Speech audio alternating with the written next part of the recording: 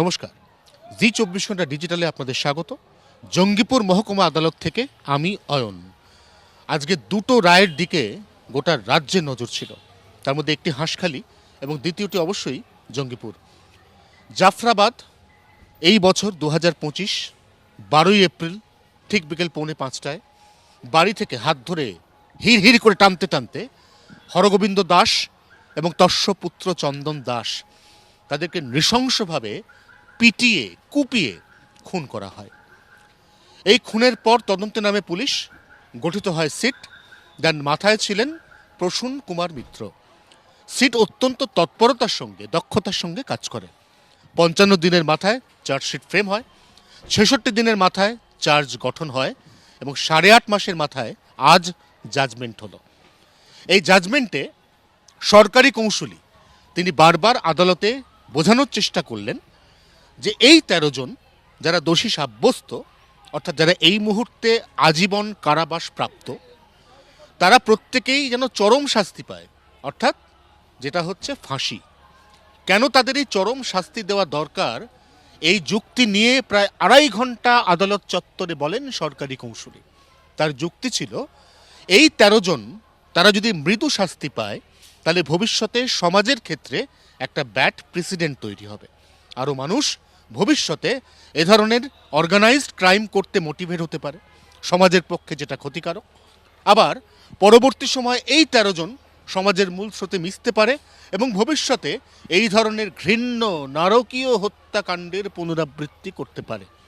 Defence কাউন্সিলের কি যুক্তি ছিল? ডিফেন্স কাউন্সিলের যুক্তি ছিল ফাঁসি তখনই হয় যখন অপরাধটি বিরল থেকে বিরলতম, rarest of the rare crime হয়। এক্ষেত্রে এটা কখনোই rarest of the rare crime নয় বলে ডিফেন্স কাউন্সিল এক টানা আদালতে প্রায় 55 মিনিট সওয়াল করেন। কি ছিল তার যুক্তি? তার যুক্তি ছিল যে এই হত্যাকাণ্ড পূর্ব পরিকল্পিত নয়।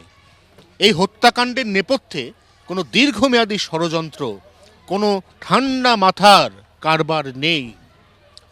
এই হত্যাকাণ্ডটি সংগঠিত হয়েছে আউটরেজ থেকে। এই আউটরেজ থেকে সংগঠিত হওয়া হত্যাকাণ্ড কখনোই রেয়ারেস্ট অব দ্য রেয়ার ক্রাইমের তালিকায় আসতে পারে না। বিশ্বের কোনো দেশে এই ধরনের অপরাধের ক্ষেত্রে মৃত্যুদণ্ডের বিধান নেই। অতীতে সুপ্রিম কোর্টের একাধিক মামলার রায় তার রেফারেন্স টেনে ডিফেন্স কাউন্সিল বারবার আদালতকে, বিচারপতিকে বোঝাতে থাকেন যে এক্ষেত্রে অনেক দোষী যাদের বয়স 26-27 বছর, অনেক দোষী যাদের বয়স 45 থেকে 50 বছর, তাদের প্রত্যেকের ফ্যামিলি রয়েছে। অন্তত এর মধ্যে 4 জন রয়েছে যাদের পরিবারে বাবা নেই, অর্থাৎ পরিবারে কোনো কর্তা নেই। এরাই হচ্ছে পরিবারের একমাত্র আর্নিং মেম্বার। এদের মধ্যে কেউ ব্যবসায়ী, কেউ ছোটোখাটো কাজ করেন এবং এরা প্রত্যেকেই এদের সংসার চালান। এটা ছিল ডিফেন্স কাউন্সিলের যুক্তি। আদালত এই দুপক্ষের মতামতের ক্ষেত্রে কিছুটা করে সহমত পোষণ করেছে। কীরকম? ডিফেন্স কাউন্সিলের যুক্তি এটা rarest of the rare crime নয়, আদালত সেই তত্ত্বে মান্যতা দিয়েছে। আবার সরকারি কৌঁসুলির যুক্তি ছিল এদেরকে যদি মৃদু শাস্তি দেওয়া হয় তাহলে এরা ভবিষ্যতে সমাজে ঘোরাফেরা করবে, সমাজের অন্য লোক এদের দেখে মোটিভেট হতে পারে। অতএব তিনি সবদিক ভারসাম্য রেখে এই 13 জনের যাবজ্জীবন, আজীবন কারাবাসের দণ্ডবিধান দিয়েছেন।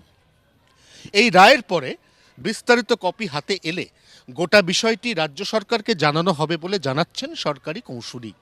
এরপর রাজ্য সরকার, রাজ্য প্রশাসন, রাজ্যের জুডিশিয়ারি তারা সিদ্ধান্ত নেবে ভবিষ্যতে এই রায়ের বিরুদ্ধে উচ্চতর কোনো আদালতে আপিল করা হবে কি না। অন্যদিকে ডিফেন্স কাউন্সিল তিনি এই রায়ে সন্তুষ্ট, তবে তার মতে অনেকের ক্ষেত্রেই অপরাধ সেই অর্থে প্রমাণিত না হওয়া সত্ত্বেও এদের প্রত্যেককেই আজীবন কারাবাসের দণ্ডবিধান দেওয়া হয়েছে। এদের মধ্যে অন্তত 2 জন তাদের অপরাধ সেই অর্থে নেই বা প্রমাণিত হয়নি। অতএব তাদের ক্ষেত্রে আজীবন কারাবাসের দণ্ডবিধান এটা অনুচিত বলে তিনি মনে করেছেন। তবে এই মুহূর্তে ডিফেন্স কাউন্সিল উচ্চতর আদালতে যাওয়ার কোনো চিন্তাভাবনা করছেন না, এমনটাও জানিয়েছেন। সব মিলিয়ে এই রায় দান পর্বকে ঘিরে একেবারে নাটকীয় উত্তেজনা ছিল জঙ্গিপুর মহকুমা আদালতে।